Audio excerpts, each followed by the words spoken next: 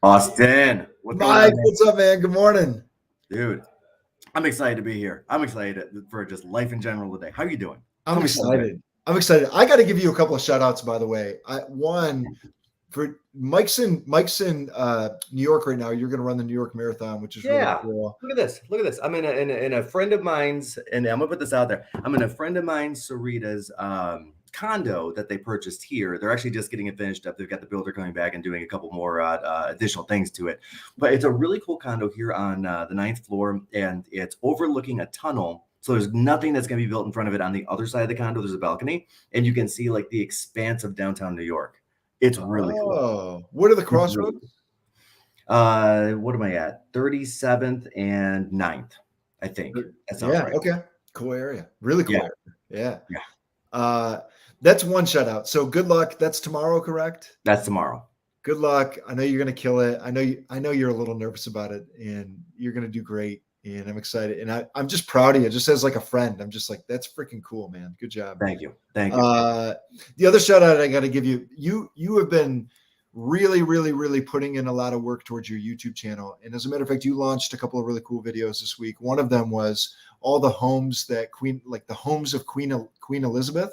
Yes, specifically Queen Elizabeth. Then like where she lived, where she would go like place to place, and then eventually where she passed away. Yeah. And and it's not just that, like you're putting out content like about the best apple orchards to go to and the best, cider mills, that kind of stuff, about concert events and in cities, and you're interviewing mayors, and you've just done a lot of really cool work. And I know how much you've worked at that and how hard you've worked at that. And so you guys, shameless plug, if you haven't gone and checked out Mike's YouTube channel, like it's really high level content, and it's really well done, and you're really handsome. Thank you. Thank you, buddy. I appreciate that. I appreciate that. You're so handsome, Mike. Pinch your little cheeks. Well, and guys, today and please subscribe. It's actually good content. Like I'm trying to get content out there that people can use. Like what's going on this month? Hey, what do you want to do? I don't know. What do you want to do? What is there to do? Things like that, because that's kind of the trap I fall into, of course. Yeah. And then also like the financial markets themselves, investing tips, and like also said, like local content about the cities and the areas that we serve. And this morning we have a lot of ground to cover. Wow, let's dive in. A call last month. We are going to have to double down and crank through this month. There is so much going on in the financial markets, and so much that's affecting. Well, the bots are definitely after us. Yeah. Okay. So for the people that are not watching on YouTube, and watching on Facebook and whatnot, the YouTube bots are definitely coming after us. So they're putting inappropriate content up on the YouTube page, which really sucks, and I hate it when that happens. It's like the worst. And YouTube will get to it and clean it up in a few seconds. But anyway, distracting. Dude, I know, right? All right, I really want to start at the top. I really want to start with this jobs report, because I feel really strongly about it. I feel like it's worth definitely unpacking at least a little bit, if that's cool with you, if we start there. No, I think jobs reports are amazing to me, and it's a great kind of litmus test of what's going on in the economy. So yeah, start there. I agree. And I really tried to go through and unpack this thing, and I really appreciate what one person had said. So the expectation was around 250,000 jobs would be created. 261,000 jobs were actually created. You're probably getting a little of that background noise because we're doing construction. That's all right. Yeah, there we go. I'm gonna do. By the way, that's really important too. By the way, guys, because when it comes to these kind of reports, expectations is happiness. And so if the jobs report is expecting 270,000 jobs and they only report 261, bad news. Right. But when the jobs report is expecting 250,000 jobs and we actually create 261, that's like, oh, right. And so beating expectations like really matters. And we saw a big bump. There's been a lot of volatility in the stock market around this too, but we saw the bump as a result of it. And so it's a good thing. It's a really good indicator of the health of the economy. It is. And it's an interesting one. It's one of those things like, and I pulled it down and I was reading it, and it's like, I really want to know how the sausage is made. Not really. You know what I mean? It was one of those reports for me. I saw, okay, so on one side we had 261,000 jobs added. You were opening it like this. I know, right? So we beat the 250,000 job expectation, right? Now, rewind the clock 12 months. We had a full year where the jobs reports did not come out with under 450,000 jobs added. Yeah. So from where we were to where we are, I mean, there were a couple of reports there that was up in the 600,000 and 700,000. So we're at that. Let's call it 40% or 60%, depending on which way you want to do that math, of what those strong reports were a year ago. And so it looks like on the surface, the economy is both strong, but like plateauing. But when you really get into it and when you really start digging into it, it's almost like it reminds you of like a Rorschach test. Like you can see what you want to see in it. Mm-hmm. Which I probably said the word wrong, but you understand what I'm saying. That's the test where you put the ink blot, you guys, and Yep. you say, "Oh, I see a bat. I see a pizza." No, it's a bat. It's a duck. It's a yeah. You kind of see what you want to see. Yeah. So what I wanted to see was actually a little bit less on the job creation. Yeah. But what I wanted to see also was higher dollar paying jobs. What I did not see was less on the job creation and higher dollar paying jobs. Yeah. Health or hospitality followed by health were still the number one and number two job gainers. Yeah. And if you look at those two sectors and you break it down, what we're talking about is servers and restaurants. Truthfully, like just your front line, front of the house, restaurant workers, some back of the house, but mostly front of the house. And we're looking at, frankly, the lower paying healthcare jobs. Those were the jobs that were created. The unemployment rate ticked from 3.5 to 3.7. Not alarming. A 0.2% change around in any given month is not even worth batting an eye at. Going up to 3.7, not an indicator of anything yet. If it goes up to 3.9 or 4 or 4.1 next month, now we're going to start seeing a bigger trend line because a 0.5% is a big move. Yeah. The second thing that I noticed in the jobs report was, so right off the Q3 earnings, there were massive layoffs in some companies of some higher dollar jobs, which we're going to talk about which companies those are and how that's going to affect us here in Metro Detroit. Those did not make this jobs report because they were so late in the month, right? Because when you get laid off, you then have to file for unemployment if you choose to. If you choose to, some people choose not to, but you have to file for unemployment. If you choose not to, or if you're laid off third or fourth week of the month, but you don't actually file until the first week of the next month, you're not counted into that jobs report. Doesn't show up. Doesn't show up. So I think the layoffs were a little higher than actually reported. I think where that's going to reflect in the December report. Honestly, I do. The 261,000, again, as a top line number, if you're looking just straight at the report and not willing to read into it, it's a great number. Where I'm starting to see the stress fractures are with the higher paying jobs, your electrical engineers, your structural engineers, your software development, your tech side, as on a national level. Here on a local level, Ford Motor laid off 2,000 engineers, which a lot of people are a little upset with, myself included, because they took a lot of state and a lot of federal money to keep the workers working during COVID, to turn around and say, hey, EVs don't require the same number of engineers because they don't have the same number of moving parts as something that's not an electric vehicle. So we're going to go ahead and lay off 2,000 high-paying jobs in Metro Detroit. And when that happens, it's not just 2,000, let's call it $100,000 a year salaries. It's now they're going to go find a different job somewhere else. Right? There's a very high probability that somewhere else is not going to be in Michigan. Right? We're just not a big engineering center anymore. It might be for BMW in Greenville, South Carolina, right? It might be for a Toyota in Tennessee or Kentucky, one of those two spots, right? But it's probably not going to be here. Now, when they take that $100,000 job out of state, they're going to take that income with them out of the local economy. And yeah, sure. Okay. There's a play to be said that we're buying a lot of things on Amazon nowadays. And those things that are being bought on Amazon are built in China or Taiwan or Korea or India or any of these other places. Sure. There is that argument, but you still have to get that, what's called the last mile, right? And Amazon's famously trying to hack that last mile for the last 10 years. That last mile has to be carried, literally put onto a truck and then offloaded off a truck and brought to your door. That guy, no longer employed.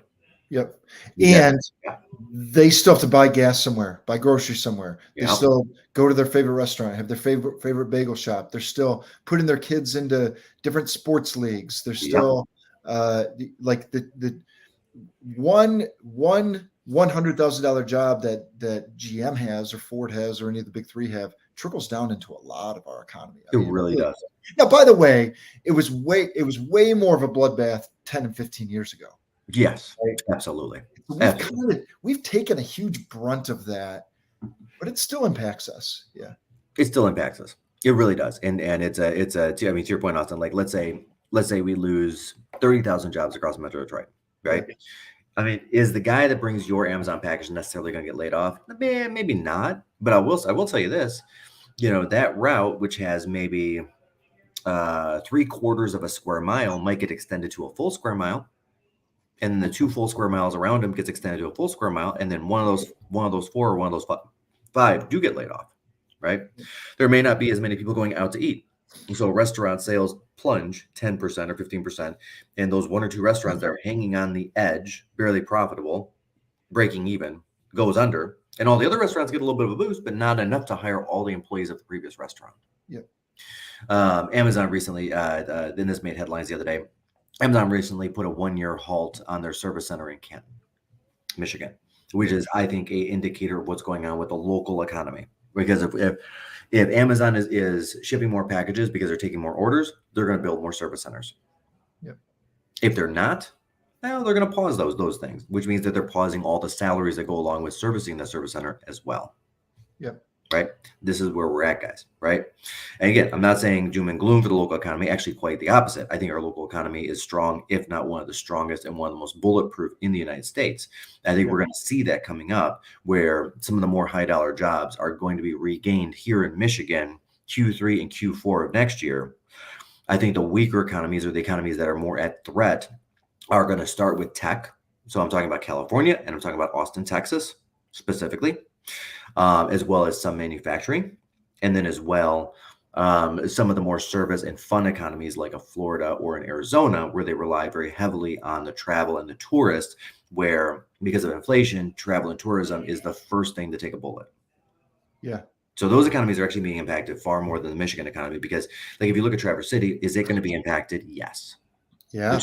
Tourism is projected to be down 18 to 22% this upcoming winter and next summer because of inflation. Yeah. But is it affecting us? Not a lot of people come to see the beaches of Detroit. Correct. They just don't.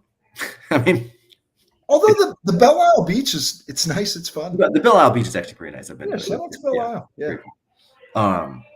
So let's continue down this path a little bit. Yeah. I want to talk about Open Door, because this is becoming a bigger player in our market, which has been a really interesting thing. So let me catch everybody up to speed. Open Door is what's called an iBuyer. Right? They're called iBuyers because they make cash offers on homes. They can close in 14 days. Open Door is notorious because they're the biggest one out there. Zillow used to be an iBuyer. The claim to fame, again, is a cash offer, close in 14 days, and they'll let you stay in the home up to 60 days past the closing, rent-free. So nice. It's an easy button for selling a home. So now you don't have to get the dogs out. You don't have to get the kids out. You don't have to do the cleaning. You don't have to do the painting. You don't have to do the blah, right? Well, a couple things there. One, I've been consistently running my home through Open Door, just for grins, as well as a couple rental properties, just to see what would happen. And they've been consistently offering 14 to 18% below what I believe I can get for my house. Yeah. Based on this last quarter's losses, which I'm going to talk about, that number's actually been going down, not up, what they're offering. Right? Now, here's what I think this is. I think they're tweaking their old rhythm to not buy homes. So here's how mortgages work in a nutshell, right? I'm Bank of America, right? I've got $1 billion I need to lend out this month. Great. I need to get this money out into the market. What do? I lower my rates an eighth, a quarter, a half, whatever that is, to make it look super attractive. Yep. But then I'm in the 3rd week of the month and I'm almost out of money. I've loaned out all this money. I haven't sold these loans on the secondary B market yet to Premier Asset Services or Wells Fargo or whomever that might be. So what I'm going to do is I'm going to tick the rate up a quarter of a point or a half a point, because I don't ever want to put out into the news I'm out of money. Yep. I don't want to spook the market like that, right? Yep. I'm going to raise my rates just enough to be not competitive to force these guys to go to Wells Fargo or Flagstar or Huntington or Rocket or anywhere else, right? I think Open Door is employing employing the same strategy. because the last quarter earnings report was just came out. That earnings call just came out this week, reflected that Open Door itself lost $957 million in one quarter. One quarter.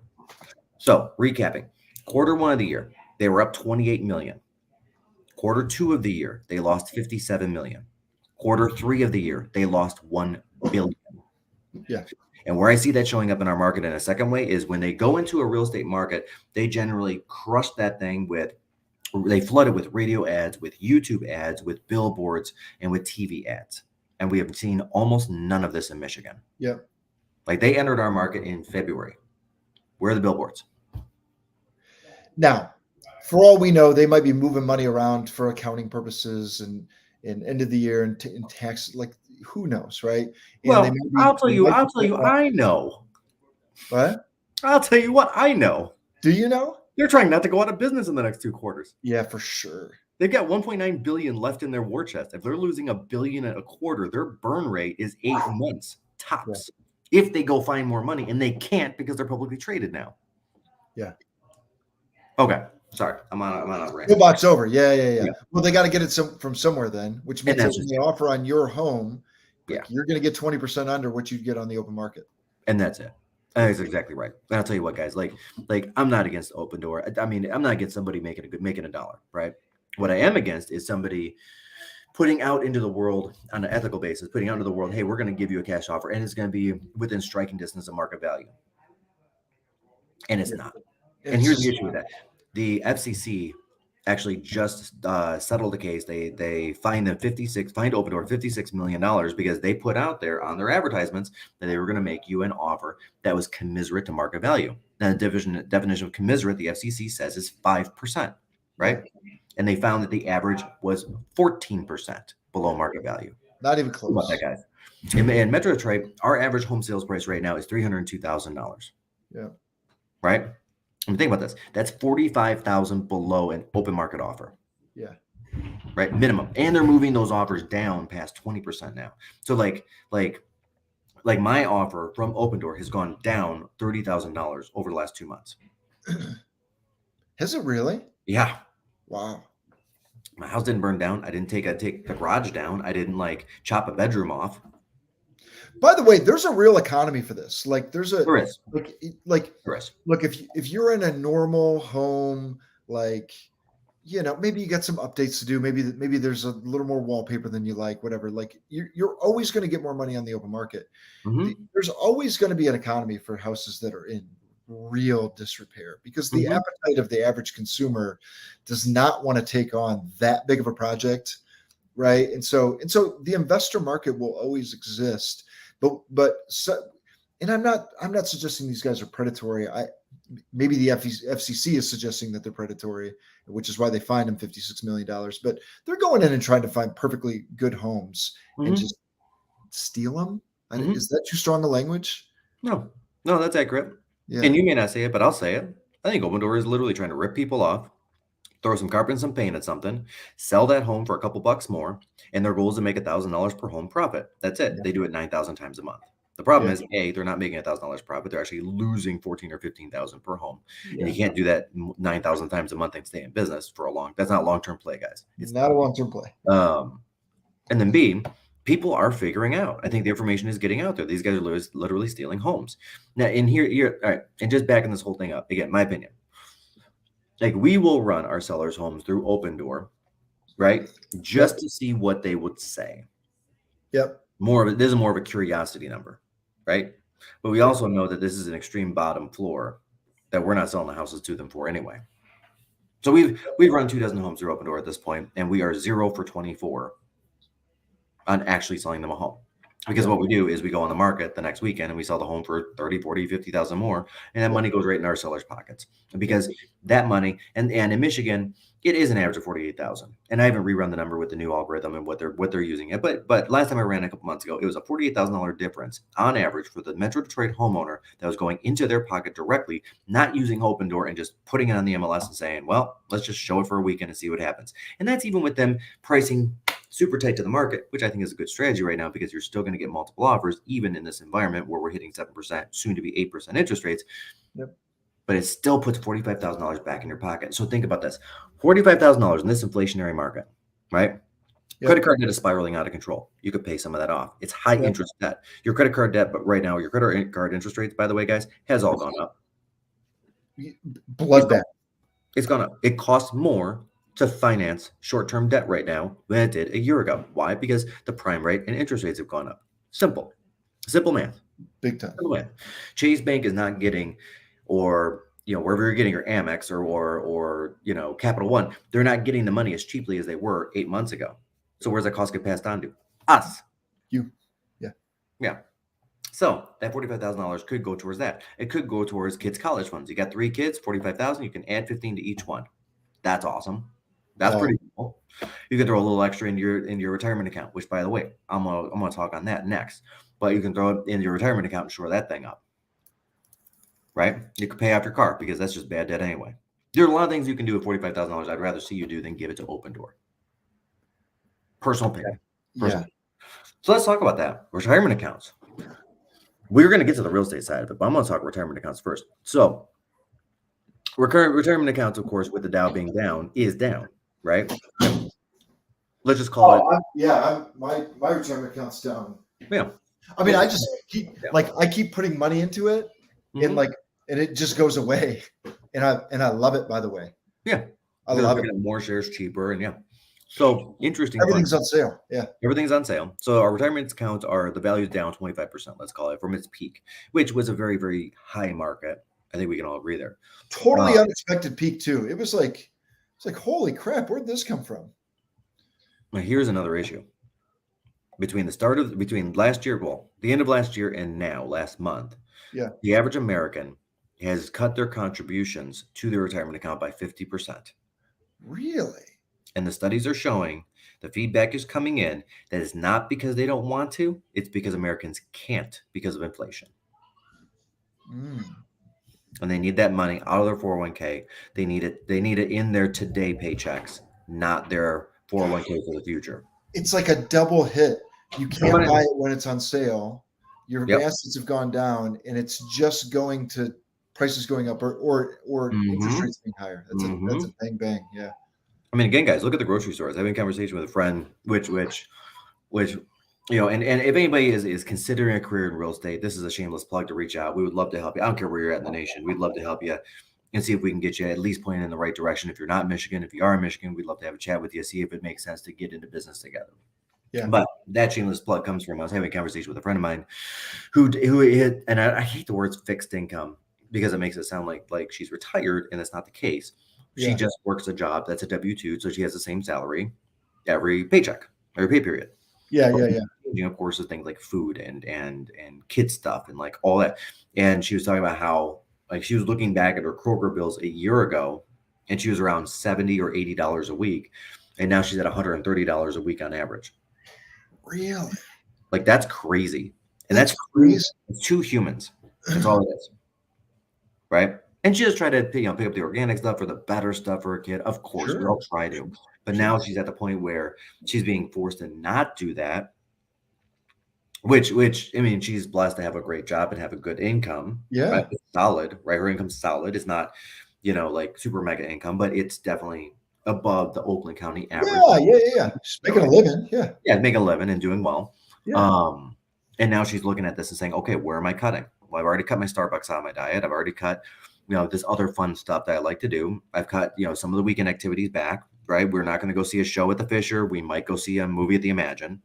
Yeah. No, we're not buying the popcorn. No, we're not getting we're going to bring our own Kit Kats. That's how this works now, right? We're back to there. We're back to being teenagers where we sneak in Taco Bell to the Imagine. I think that's just what we did. Or maybe we do it as adults. I was say, you still do it. I've gone to a movie with you. You still sneak in Taco Bell. Maybe. Hey, sorry. Paul Glantz. Yeah, right. Get it, Paul. Paul Glantz, if you're watching, man, you got to get a Taco Bell inside one of your Imagine. You just put a Taco Bell in there, it'll solve everything. Yeah, if anybody wants anything other than a Taco Bell, like if anybody's looking for like a Wendy's or a Culver's or like a Chick-fil-A or something, throw that in the comments. What would you like to see in your local Imagine theater? I'm going to take all those comments. I'm going to get them straight over to Paul Glantz. We're Facebook friends, by the way. Very proud to say. Me and the Imagineer. That's right. And anything else you guys got? Like if you guys want like better candy or something. I don't know. We'll get it over into Paul's hands. We'll see what we can do. Have you ever taken, sorry, now we're on a tangent. Have you ever taken Bunch of Crunch and put it in your popcorn? No. Oh, Mike. But I'm going to. Oh, yeah. Mike. You just take that box. Chomp. So it brings us to, she was maxing out her 401k, whatever the top number is that you can put every single year. And then the conversation went to, she pulled it down to 80%. She did. Wow. And this is where we're at. Right? So our 401ks. So it's interesting. When the people get hurt, it always starts at the bottom, right? And yes, there's some top people. There's some millionaires and billionaires, I'm sure, that have lost some money, and I'm shedding zero tears for them. I'm so sorry. I'm not. I'm just not shedding tears. Yeah. Like Elon Musk's value has gone down a lot because of the whole both Twitter thing, and like the Tesla stock is down, and it's not keeping me up at night, honestly. Sorry, man. Sorry, Elon. Like Jeff Bezos, your value's down 35% this year. Don't really care. Yeah. Sorry. So that's where we're at. 401ks are being contributed to at 25 to 50% less, depending on your income bracket, than they were 8 months ago. This is going to be a major issue if this continues for the next 2, 3, or 4 years, because it's really hard to catch up. Yeah. Because of the value. It's just the same equation, right? It's the value of money increasing over time. And that time slope, that time horizon, the longer you can get it out, the bigger that pot is going to be. This is why, like, when I talk to young people, and thank God I have the opportunity to for once in a while, the very first thing I dive into is, you're 20 years old, you're 21 years old, you're 22 years old, you're in your first job. Where are you putting your money? Show me your retirement account that you started. Oh, you can't? Great. Go do that and we'll talk further. Because time horizon wise, if you put $500 a year as a 20-year-old, just $500 per year into a retirement account, and you make you make the average of what's been made over the last 40 years, including not one now, not two now, but 3 drops, right? Almost 4 drops, but 3 drops, you would still have $1 million the day you retire.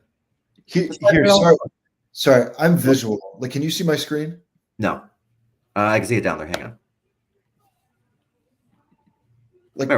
So I'm visual. So let's pretend your friend right now is 40 and wants to retire at 60. So she's got 20 years left. Yep. And let's pretend that whatever. Let's pretend she's got let's start at $0, right? And let's pretend that it's going to earn 10% a year. And let's pretend right now she's putting 18,000 a year. Right? Okay. So her value in 20 years is going to be $1.7 million. Yeah, it's reasonable. Okay. That's reasonable. Let's pretend that you are 30 years old. So you got 25 years of retirement. I'm sorry, 35 years of retirement. 35? Yep. Okay. And you're at 0. Okay. And you're making 8%. Okay. And then you're putting in, was that a year? Let's say $500 a year. $500 a year? Yep. So you mean 500 a month, 6,000 a year? No, 500 a year. Okay. $86,000. That's what the average American is currently putting into their accounts. They're between 30 and 40 years old. I'm not kidding. Like, this is where we're at, guys. This is the problem. This is a problem. This is why wealth is funneling back up to the top. Yeah. Versus the bottom. We are not investing. We are buying shoes or buying crap we do not need instead of securing our family's futures. We need to start teaching these things in our schools. We need to start teaching these things to our family members. We need to start teaching them to our kids. So now let's pretend that you're 20 years old. So that 30 becomes a 45. Yeah. Now you're at 2,000 a year. That 45. All right, hit the button. That's double, bro. Oh, it's way more than that, because your original example was 86,000. Yeah. All right. So check this out. That's $2,000 a year that you're talking about. Yeah. Okay. And that's over 45 years. Now back that off to 35 years. Okay. So if you start at 30 years old versus 20 years old, right? Now let's bear this out. That's $2,000 per year in the years 21, 2, 3, 4, 5, 6, 7, 8, 9. That's 10 years. So that's 10 deposits of $2,000. That's $20,000. That's it. and the Yep. value of your account literally doubles. Yep. And this is the time horizon and the function of time over money. Yep. This is what this is right here. And this is the problem that we're running into is people, especially the young ones, are like, man, I need to go get a new car. Yeah. Oh no, I'm not going to buy the Chevy. I'm going to buy the Cadillac ATS. Really, man? Really? Yeah. Do you really need to spend $120 more a month or $150 more a month on a Cadillac versus a Chevy? Or do you need to put $1,800 a year into your retirement account? I mean, let's be real. Yeah. Like, what are we buying the car for? We're buying the car because when we're 22 years old or 24 years old or 25 years old, we want to roll up to a friend's house or roll up to a bar and have a nice looking car that nobody's going to remember or care about. It's for chicks. Let's be honest. Yeah. And you're mortgaging your future for it. Yeah, for sure. So quit it. Yeah. Quit it. Knock it off. Seriously. Anyway, I digress a lot. Sorry, I watch all this stuff. Is that hitting a little too close to home? You were doing flashy stuff at 25 to get chicks? And I actually was not. I was driving. I mean, let's be real. I was driving a beater till I was like 28, 29. Yeah. I would buy 3 and 4 years used Grand Prix because the new Grand Prix was like 28,000 or whatever it was back then. And then I could buy it 3 or 4 years new for like 7,000. Yeah. And it still ran like another, because it had that 3800 engine, which is a great engine.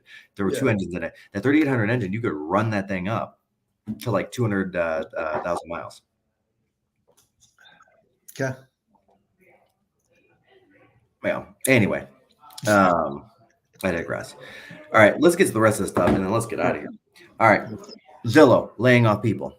Of course it is. We were actually in Atlanta for a conference. It was really cool. Yeah. And while we were in the middle of the conference, we got the news that Zillow was like shutting down their Atlanta center. Mm-hmm. It was crazy. A few hundred jobs. And then nationwide, how many people have they let off? Almost 4,000. 4,000 people. Yep, between all their centers and everything, because they were doing the iBuyer gig that just did not work out for them. They ended up losing $880 million over 2 years doing the I'm going to buy houses and then resell them on the market gig. Wild. Yeah. So at Zillow, property values have stopped appreciating, and in some areas in Michigan, they have started depreciating. Yeah. Now, what does this mean? Areas like there are a few areas where we're going to see a appreciation, but like a 1 or 2% over the next 6 or 8 months. Yeah. There are some areas where we are currently seeing a depreciation of up to 3 or 4 or 5%. This is due to 2 things. One, the interest rates are at 7% and they're climbing. They will be 8% before the end of the year. Yeah. As well. And then second, you've got a lot of buyers out there that are saying, and what happened was with the low interest rates in 20 and 21, we robbed Peter to pay Paul. We sucked a lot of those buyers into the now instead of allowing them to just buy homes in 22, second half of 22. A lot of these guys said, you know what, I already bought homes. But I'll tell you what, 57% of non-homeowner millennials, according to NBC, want to buy a home in the next 18 months or less. So this is a temporary pause, guys. So we're seeing a shock to the market, and that shock is going to hold through winter. If you're a real estate agent, what this means is you're just going to have to hustle. You're going to have to work a little harder. If you got licensed in 19, 20, or 21, guess what? You're going to find out what real estate work actually is. Yeah. Take it for somebody in the business 20 plus years. Second, if you're a homeowner, you're still going to get top dollar. You're just going to get within 2 or 3% of the top, maybe 5% of the top. But the market you sell in is the market you buy in. So if you are buying a home, don't let it stop you. If you're a buyer, guess what else is going up? Rents. Yep. You don't own, well, you're paying somebody else's mortgage, and that sucks. Go buy something. Look, if you're a buyer, you need somewhere to live. Yeah. So you're only going to pay more in rent because the investors have to make money, and there's no inventory. And there's no inventory. Well, I'll tell you right now. I just closed on a home with a 7% interest rate. Why did I do that? Because I know it's going to be 5% in 18 months. I'm just going to refi it down anyway. I'm still making money on it as a rental. I'm still net positive, and I'll be net very positive because rents will still go up, but my interest rate is going to go down in 18 months. Right? Well, and especially right now, it's probably a great segue to talk about some of these 2-1 and 3-2-1 programs that the mortgage companies have come out with. It's really creative. It's really interesting, and I think it's a good product. I think it's honestly, I think it's a safe product. It's a great product. It's a perfect product. It's a great product for today because Powell this week, like I was very uncertain about it until I actually listened to his language this week, right? So this week he raised rates again 0.75%. That's not new. That's been in the news. But the language he was using is indicated, which is why we saw some tick up in the stock market on Thursday and Friday. The language he was using was indicating that these giant size rate increases are slowing down or stopped. Yep. So we're going to see another quarter increase. We might see another half. We'll probably see 2 quarters or a half and a quarter or 3 quarters or something like that over the next couple of months to try to pat down inflation. Yep. Right. But they're pulling the bucket away from the spigot. There might be a that's couple things that drop in there, but yeah. now he's trying to stick the landing on this thing. Yep. What I mean by that is trying to get to the place where he is not pushing us into a full-blown recession, but he is trying to pull back the market, all the financial markets, just enough to cause inflation to come down, right? And I think he's actually getting there. I think he's recognizing that he can't just keep on doing these monster-sized rate increases because he's got to wait for some of this stuff to start taking real effect, because inflation is a long-term effect problem, not a monthly problem, right? What I mean by that is it's a cruise ship, not a speedboat. Like a speedboat, you can stop that thing on a dime. Yeah. If you shut off the engines on a cruise ship, it will take 10 to 15 miles, depending on which ship it is, for it to actually slow down and stop. Yep. Right? If you throw the thing in reverse, it's still 5 miles. I'm not kidding. It's just that big of a thing, right? Yep. It's that big. It's hundreds of tons that you have to stop, right? It takes a lot of effort and force, but it's effort and force over time. If you push the reverse too hard, you're going to burn out the engines, and then you're just stuck. So he's trying to stick the landing on this, thread the needle on this.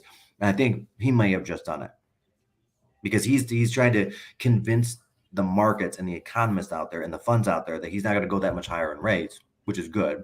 So we're not seeing this free falling market this past week that we have. On the other side, it's good for potential buyers and owners because we now know that interest rates are going to stay here for the next 8 to 12 months, but then start coming down pretty rapidly because he's going to need to jumpstart, just like we're jumpstarting a car. He's going to need to jumpstart the economy again. Yep. And again, that's their lever. If you want to slow things down, you raise interest rates. If you want to speed things up, you lower interest rates. It'll encourage borrowing, and we've gone through that a million times. Mm-hmm. Okay, so then the mortgage companies are thinking the same thing, and they're thinking, how do we make sure that we relieve people now without hurting them in the future? Like 10, 15 years ago, they were doing all kinds of crazy programs with reverse amortization and interest only and ARM programs and all this stuff. But so what they did is they created a fixed rate product, and they're just giving you a reprieve for the next 2 years on the interest rate. Like they'll give you 2% lower on the interest rate for the next 2 years. Yep. It's an incredible product. It's cool. It's cool because we know that quarter 3, quarter 4 of next year, or quarter 1 of the year following 2024, rates are going to come down rapidly. Now, this gives you a reprieve. And here's the cool part if you're a buyer. We're seeing a lot of sellers willing to pay for that reprieve. And we're negotiating that on behalf of our buyers because, frankly, it's not that expensive. Yep. And the sellers are like, well, shoot, I understand as a seller that payment is the single most important thing to a buyer. AKA, if somebody's willing to loan me $1 million and I only need to pay back $1,000 a month, I'm going to go buy $1 million house. Sure, yeah. Who would not? Literally, who wouldn't? No one. It's crazy talk. Yeah. So sellers are starting to look at this and say, okay, I can bring down the buyer payment, which preserves my higher payment for the house, because at the end of the day, the only thing that really matters is the monthly payment. Yeah, sure. I'll dump some money into that. I'll make sure this guy's got a better loan and rate locked in for the next year or 2 years. Sure. Why not? Yeah. It's a smart move. Smart move on everybody's part, frankly.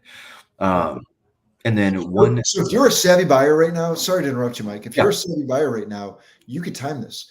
Yeah. You can we've seen appreciation slow, and in some cases even just peel back just a little bit. Now I'm not talking about crazy 20% or anything. I'm talking, a couple of percent.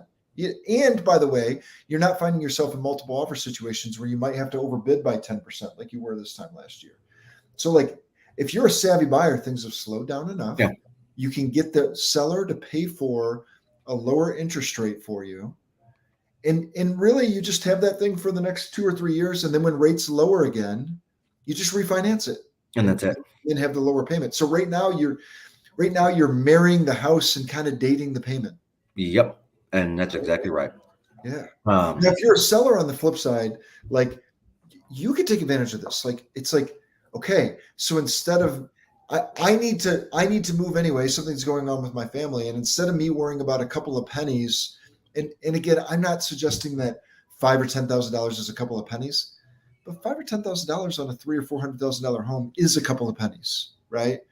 And so I can make it attractive for this buyer to get in here. I can make, look, we have a saying in the investor world, you can never go wrong taking a profit. And what that means is like when you get greedy is when you end up losing. But it's like, okay, maybe I didn't make quite as much as I wanted to, but I made a profit. I feel good, right? And so there's a win-win that is developing within our market right now that's I think is really attractive. I really do. I agree with you. Yeah. I agree with you. That's interesting. We're in a weird spot right now. Mm. Okay, last one. I wasn't going to talk about this one, but I do want to throw it out there because I see it in a couple of news articles. I want people to actually know what this means. So mortgage applications are down 41% year over year. Mm-hmm. Okay. Now, this is a shock value number that I saw on WXYZ, which is fine. I mean, I get it. I mean, it's the truth. The mortgage applications are down 41% year over year. Mm-hmm. However, when you actually unpack that number, it is almost exclusively refinances. Mm. Like if you actually read the mortgage banker's report, almost 100% of those are refinances. Mm. Purchase is down 14, 15, 16%, depending on where you're located in the US. Is it down? Sure. Is it down 41%? No. Which is why we're seeing homes move.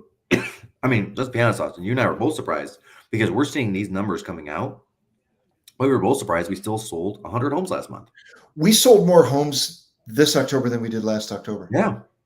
Right? Like it was considered a far worse real estate market because people are still actually buying and selling real estate. They are. People are still transacting. And I don't want people to become alarmed and say, oh my God, 50% of buyers are out of the market, when that is not true. It's 15%. You know what this is the equivalent of? Like, do you remember the movie Teen Wolf? Yes. And he got on the hood of the car, not on the hood, on the roof of the car, and he's like surfing. By the way, this makes us old, but like Michael J. Fox is like on the roof of the car. So like what the mortgage business was over the last couple of years is Michael J. Fox as a wolf on the roof of the car going 100 miles an hour down 696. And like all that's happened is like we slowed the speed of the car down to 80 and Michael J. got back into the car. Like, you know what I mean? Like we're good. We're still moving in the right direction. And so everybody was scurrying to get their refinances done. It's really interesting because my son is playing soccer. And so I was talking to a mortgage underwriter who's our kids go to school together. And in his business, he's nervous because he's now survived 3 or 4 rounds of layoffs, like because all these underwriters and originators on the mortgage side, the refinance business has dried up, and so there has been layoffs in that workforce. And he said, "Man, I'm thinking about getting out of mortgages." And I said, and by the way, he's 50, and I said, "Look, I don't know that that's the right thing." And he said, "Why?" And I said, "Well, because people are still going to buy and sell homes." Yeah, and I think you're going to see a pause in the refinance. I think you're going to see a pause in the refinance side of things, but it's people are still buying and selling homes. They are buying and selling. I'm buying and selling homes. Well, I'm buying homes. I'm not selling homes. Did. Yeah. I'm not going to sell a home. I'm going to keep it forever. Over time, it's an income generating asset. All right, guys, we covered a tremendous amount of ground today. Before we get out of here, are there any questions or anything that's on your mind that we need to be covering? Really good content today, Mike. Go to Mike's YouTube channel, subscribe to it. I'm telling you, it's really cool content, and you're funny. Thank you. And, be funny. Look how easy he is on the eyes. I'm telling you, just go to the YouTube channel, watch the video, subscribe, find something to do to take your honey bunny out and do a date night. I said honey bunny. Honey bunny. Yeah. Oh my gosh. So, all right, I'm gonna leave you guys with this. I'm gonna lean in for this. See, and I got taken to task this morning. So I walked in here. It's a really nice condo. It's Sarita's condo and her husband. Look at this. Okay, her husband's an executive for Nike, and I forgot. So I'm wearing my Under Armour, and I'm wearing my Hoka shoes, and he's like Nike hat, Nike shirt, Nike pants, Nike shoes. I'm like.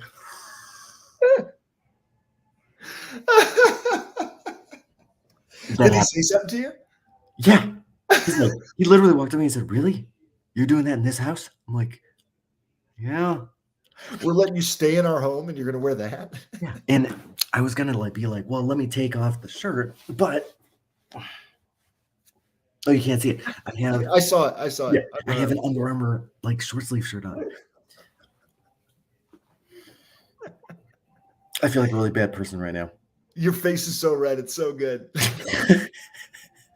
All right, guys. I'm going to go eat some crow. That's what we'll do. Tell Sarita I said, hey, she's the best. I will. All right. For sure. Have fun.